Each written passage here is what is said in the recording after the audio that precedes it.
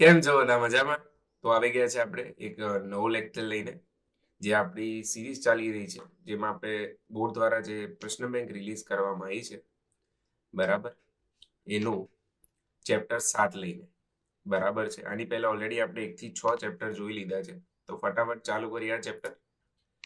પહેલો પ્રશ્ન: એસી પરિપથની આવૃત્તિમાં વધારો થાય ત્યારે પરિપથમાં વહેતો પ્રવાહ પ્રથમ વધે છે અને પછી ઘટે છે.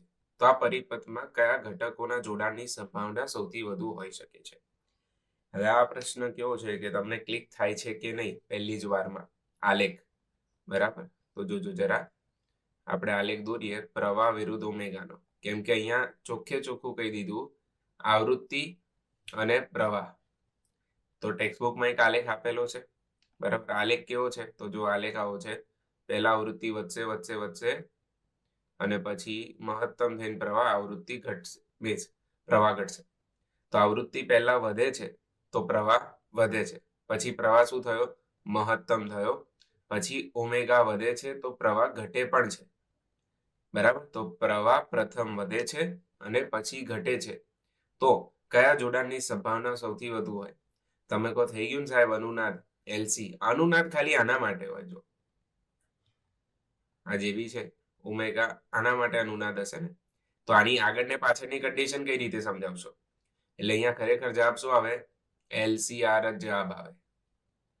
ઓકે, અવરોધ જોડો નહીં તો પ્રવાહ વાપરશે કોણ? ઓકે, જેમ તમને ખબર છે કે પ્રવાહ નક્કી કોણ કરે છે? LC અને R ત્રણે, બરાબર? IRMS નું સૂત્ર લખશો તો શું આવશે? VRMS બાય Z આવશે. બટ પ્રવાહ જ્યારે વાપરવાની વાત આવશે ત્યારે વાપરશે કોણ? માત્ર ને માત્ર અવરોધ. ઓકે, તો જવાબ શું આવશે? ડી. ત્યારબાદ ઇન્ડક્ટરમાં સંગ્રહ પામતી ઉર્જા કઈ છે? ચુંબકીય ઉર્જા. કેપેસિટરમાં કઈ સંગ્રહ પામે છે? વિદ્યુત ઉર્જા. ઓકે, અવરોધ કઈ ઉર્જા વાપરે છે? ઉષ્મા ઉર્જા. એટલે અવરોધ માટે શું આવશે અહીંયા? ઉષ્મા ઉર્જા. ઓકે, એવું કોઈ સાધન નહીં જે આ બંનેનું કોમન સ્ટોર કરતો હોય, એટલે તમારે એટલે જ LCR વાપરવું પડે કે જે ત્રણેયનો કોમન સ્ટોર કરે, બરાબર છે? ત્યારબાદ સુરેખ વાહકતાનું આત્મપ્રેરકત્વ શું હોય? તો જવાબ આવશે 0. સીધો તાર છે ભાઈ, આનું કોઈ આત્મપ્રેરકત્વ ના હોય. આ તારને તમે આ રીતે વાળો તો આનું કંઈક આત્મપ્રેરકત્વ આવશે, બરાબર છે? તો શું જવાબ આવશે? એ. ત્યારબાદ તત્કાલીન પ્રવાહને આ રીતે રજૂ કરી શકાય છે, તો IRMS મૂલ્ય શું થાય? તો IRMS બરાબર Im/√2. તો આ 4 છે Im, તો 4 ની જગ્યાએ આપણે શું લખીશું? કેમ કે ઓપ્શનમાં આવો કોઈ ઓપ્શન નથી. 2 ગુણ્યા 2, અને 2 ની જગ્યાએ શું લખશું? √2 અપોન √2. √2 ગયા 2 √2, જવાબ આવી ગયો. ઓકે, ત્યારબાદ એક સારો પ્રશ્ન છે. એક ACLR જોઈને જ આઈડિયા આવી જાય. એક્સએલ બરાબર આ લખ્યું છે, XC બરાબર આ લખ્યું છે, એ રીતે. તો એક LCLR શ્રેણી પરિપથમાં XL બરાબર 3R છે, જ્યાં R પરિપથનો અવરોધ છે. હવે જો શ્રેણીમાં XC બરાબર R ઉમેરવામાં આવે તો નવા અને જૂના પાવર ફેક્ટરનો ગુણોત્તર શું? તો જો પહેલી જે શરત છે અહીંયા હું લખું, તો પહેલા LR પરિપથ છે અને એમાં તમને કીધું છે કે XL શું છે? 3R છે. ઓકે, તો હવે જો આનો Z શોધું હું, તો Z શું થાય? √R² પ્લસ ખાલી ને ખાલી XL નો સ્ક્વેર. તો XL ની જગ્યાએ શું લખીશું? 3R, તો 3 નો વર્ગ 9, 9 ને 1 10, એટલે √10 ઇન્ટુ R. આ થયો Z. તો જો પાવર ફેક્ટર લઉં તો cos phi1 બરાબર R બાય Z. તો Z કેટલા લાયા? √10. R તો 1 upon √10 આવશે અહીંયા. ઓકે, તો આ પહેલો પાર્ટ થઈ ગયો. હવે બીજો પાર્ટ જોઈએ. ઓકે, હવે એમ કહે છે કે જો શ્રેણીમાં તમે XC ઉમેરો, હવે આ કયો પરિપથ થઈ ગયો? LCR થઈ ગયો. તો અત્યારે XL બરાબર 3R તો છે જ, અને XC બરાબર તમે શું કરી દો છો? R કરી દો છો. તો જે Z આવશે એ શું આવશે? √ R square plus XL minus એક્સી નો હોલ સ્ક્વેર. તો એક્સએલ 3, એક્સી આર, તો 3r માઇનસ આર, અહીંયા શું આવશે 2r, 2r નો સ્ક્વેર શું થશે 4r, 4r square plus r square 5r square, એટલે √5r જવાબ આવે.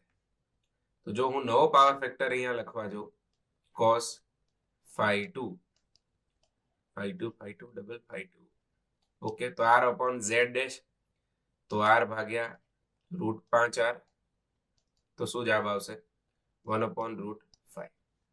તો તમને આનો અને આનો ભાગાકાર પૂછ્યો છે, 2 થી પહેલાનો, તો હું અહીંયા cos phi2 નવો ભાગ્યા જૂનો પૂછ્યો છે ને, તો cos phi2 એટલે એનો √5 છેદમાં જશે અને √10 અહીંયા આવી જશે, તો જવાબ આવશે √2. એટલે option A is the right answer. Okay, ત્યારબાદ ઓકે, ત્યારબાદ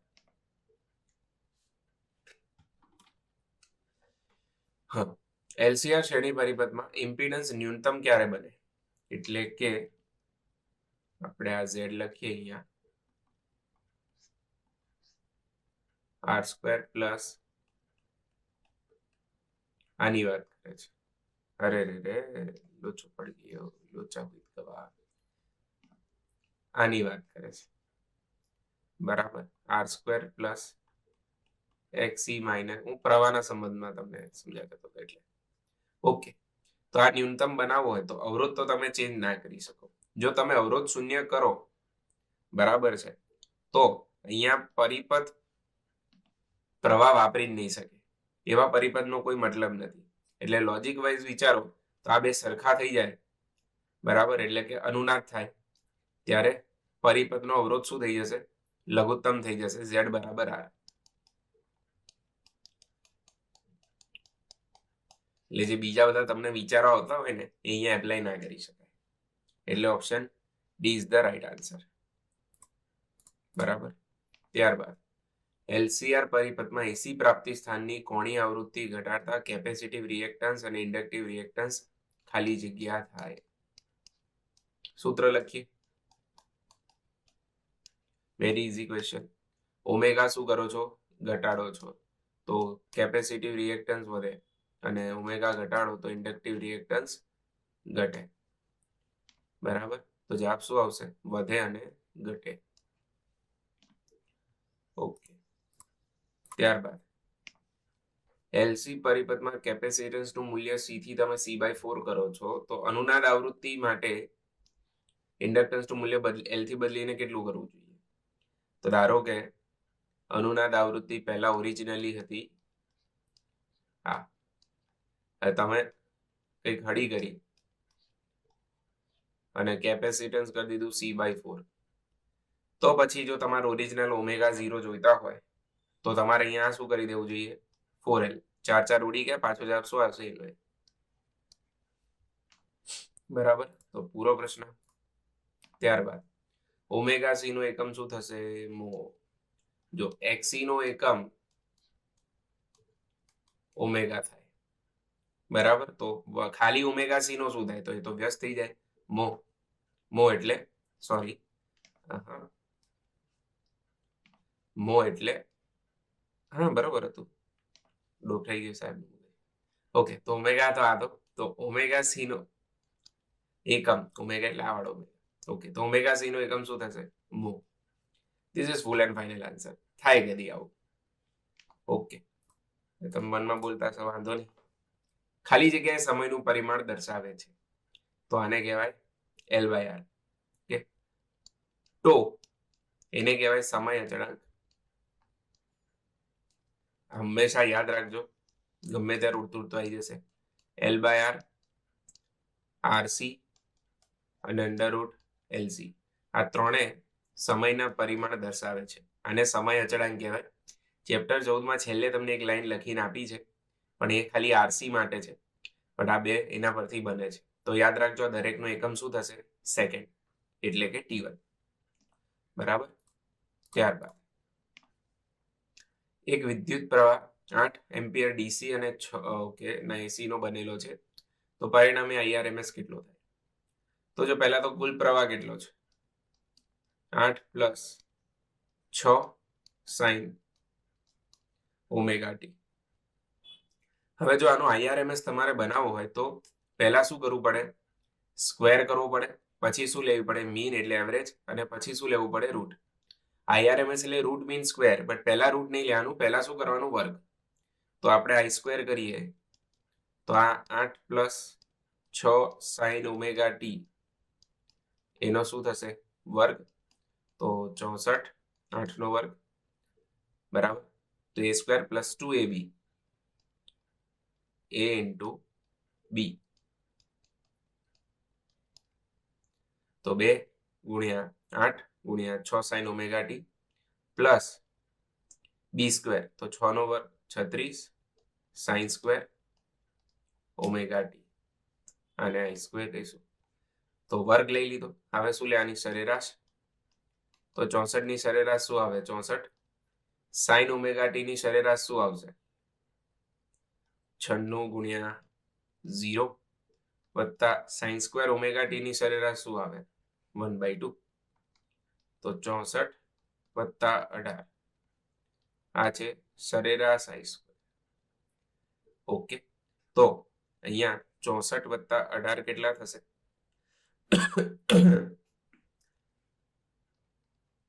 તો ફાઇનલ જવાબ શું આવશે? અહીંયા તમે જો આનો રૂટ લઈ લો આ રીતે, તો √64 પ્લસ 18 બરાબર છે. તો લગભગ જવાબ શું આવી જશે? 9. બરાબર. 64 ને 10 74, ને 74 ને 8 82 થશે. એટલે લગભગ 9 જવાબ આવશે. ઓકે, લગભગ ડન. પછી જોજો 220 વોલ્ટ એસી સપ્લાય માટે વોલ્ટેજનું મહત્તમ મૂલ્ય કેટલું? 311. બરાબર. વીએમ બરાબર √2 VRMS, કેમ કે આ તો ટેક્સ્ટબુક નો જ પ્રશ્ન છે. તો જવાબ શું આવશે? 311 આવશે. ત્યારબાદ ભારતમાં એસી સપ્લાયની આવૃત્તિ કેટલી છે? 50 હર્ટ્ઝ. યુએસએ માં કેટલી છે? 60 હર્ટ્ઝ. ઓકે, ત્યારબાદ એસી જનરેટરમાં ઉદ્ભવતા સ્થિતિમાનનો તફાવત આટલો છે, તો વોલ્ટેજની આવૃત્તિ કેટલી? તો ઓમેગા બરાબર 120 આપ્યું તમને. તો અહીંયા આવશે 2πf, તો f આવશે 60/π. 60π એટલે 22/7, તો 420 ભાગ્યા 22. ઓકે, તો 22 ગુણ્યા 20 44 થાય, એટલે 19 જવાબ આવે અહીંયા. 19 પોઈન્ટ સમથિંગ. ઓકે, 20 તો 44 થઈ જશે એટલે 20 નહીં આવે, તો 19.0 સમથિંગ આવે, 0 નો. ઓકે, ત્યારબાદ સાધકથી એટલે કે પાવર સ્ટેશનથી તમારા ઘર સુધી પાવર લાવતી પાવર લાઈનમાં તારમાં ખાલી જગ્યા હોય. ઓકે, તો આ ઓપ્શન મીન્સ આ જે પ્રશ્ન છે એ તમે સોલ્વ કઈ રીતે કરી શકો, કાં તો સમજી કઈ રીતે શકો? તો આ એલિમિનેશન ટેકનિકથી થશે. જેમ કે પસાર થતો સરેરાશ પ્રવાહ 0 હોય ને, પ્રવાહ તો લાઈનમાં હોય જ, બાકી સમજો કે લાઈનમાંથી કરંટ ના પસાર થતો હોય તો કેમની તમારા સુધી વીજળી આવશે? બરાબર. તો સરેરાશ પ્રવાહ, સરેરાશ બી શૂન્ય ના હોય, સરેરાશ પ્રવાહ ઉપરથી બહુ વધારે હોય. બીજું, આ હાઈ વોલ્ટેજ લાઈન હોય. આપણા ઘરે 220 આવે છે, બટ પાવર સ્ટેશન પર તો બહુ બધા વોલ્ટેજ બનતા હોય. પછી આપણે સ્ટેપ અપ ટ્રાન્સફોર્મરનો યુઝ કરીને તમે નિશાની બી વાંચી હોય, 40 કિલો વોલ્ટ. પછી આ સ્કલ દોરેલું હોય ખતરા, તો વોલ્ટ આટલા ના હોય. હવે વોલ્ટેજ ને પ્રવાહ વચ્ચે કડા તફાવત 90 ક્યારે હોય? જ્યારે તમે કાં તો ઓનલી એલ વાપરો, કાં તો ઓનલી સી. બટ એવું બી ના હોય, ત્રણે વપરાય LCR. આપણા ઘરે બી તમે વિચારો, ત્રણે LCR જ વપરાતા હોય જોડે, ખાલી એલ કે ખાલી સી ના વપરાય. એટલે આ બી કેન્સલ થયો. તો સૌથી સાચો ઓપ્શન શું થશે? આ જ વધશે. અને આ તમને યાદ બી રાખવાનું હું કહી શકું. કંઈક કળા તફાત હોય પણ હંમેશા 90 કરતા ઓછો હોય. ઓકે, તો આ એલિમિનેશન ટેકનિક થી સોલ્વ થશે, બીજો કોઈ રસ્તો નથી. ત્યારબાદ જ્યારે કેપેસિટરને 220 વોલ્ટ એસી વોલ્ટેજ લાગુ પાડવામાં આવે છે ત્યારે હવે અહીંયા જોજો, આ ઓપ્શન માં કરેક્શન છે, સરેરાશ આવે.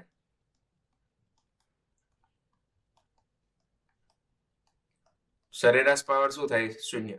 બાકી ખાલી પાવર કહેते તો તત્કાલીન પાવર બી થઈ શકે, તો Vm Im by 2 sin 2 omega t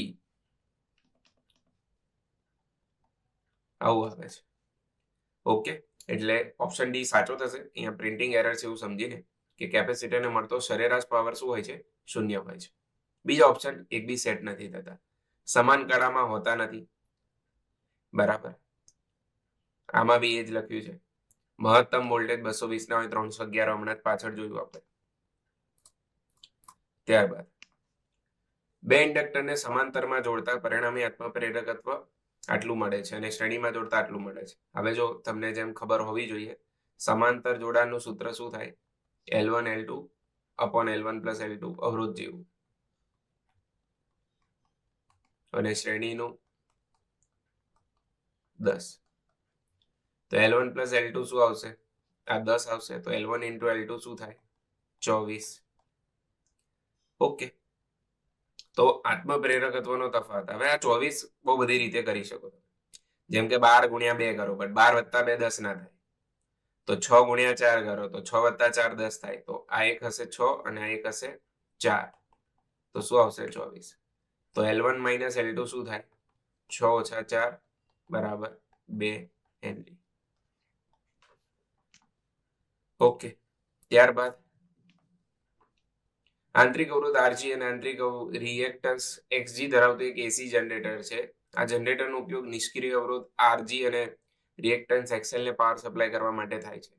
generator વડે લોડ અવરોધને મહત્તમ પાવર સપ્લાય કરવા માટે એક્સએલની કિંમત ખાલી જગ્યા હોવી જોઈએ. હવે આ પ્રશ્ન તમારે નથી કરવાનો, જવાબ યાદ રાખવો હોય તો રાખજો.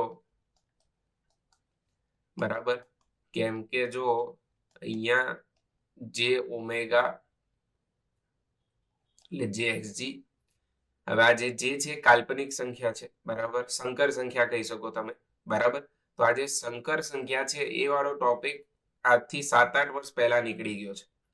તમારે 2018 એનસીઆરટી બુક આવી, એની પહેલા આ ટોપિક નીકળી ગયો છે. હવે કેમ મૂક્યો છે તો મને નથી ખબર. બરાબર, આ તમે સમજવાની એમાં કોઈ જરૂર નથી. આ બધી જ વસ્તુ તમે પાછી સમજવા જશો તો એમાં ટાઈમ જશે. એટલે પૂછશે તો કદાચ બેઠો પૂછશે તો આપણે વિચારીને યાદ રાખી શકીએ કે આન્સર આવશે, બટ આ વસ્તુ કોર્સમાં નથી, આઉટ ઓફ સિલેબસ છે. ઓકે, તો આ વસ્તુનું ધ્યાન રાખજો. આમને આમ મૂક્યો છે, ખોટું આની પાછળ મગજ મારવાની જરૂર નથી, સમજવાની જરૂર નથી, બિંદાસ. ઓકે, ત્યારબાદ 50 હર્ટ્ઝ એસી પરિપથમાં આરએમએસ પ્રવાહ 5 એમ્પિયર છે. તો પ્રવાહનું મૂલ્ય 0 થયા બાદ 1/300 સેકન્ડ પછી પ્રવાહનું ખાલી જગ્યા મૂલ્ય મળે. હવે અહીંયા એક વસ્તુ શું આપવી પડે? પ્રવાહનું સમીકરણ. બીજું કયો પરિપથ છે આપણા નથી ખબર, એટલે આપણે અહીંયા કોઈ કળા તફાવત નથી લઈ ગયા. બરાબર, ઓકે. તો આઈ તમને પૂછ્યો છે, આઈએમ કેટલા છે? 5 સાઇન ઓમેગા કેટલા છે? 50 હર્ટ્ઝની આવૃત્તિ, એટલે 2πf લખું ઇન્ટુ ટી. તો 5 સાઇન 2π 50 1/300.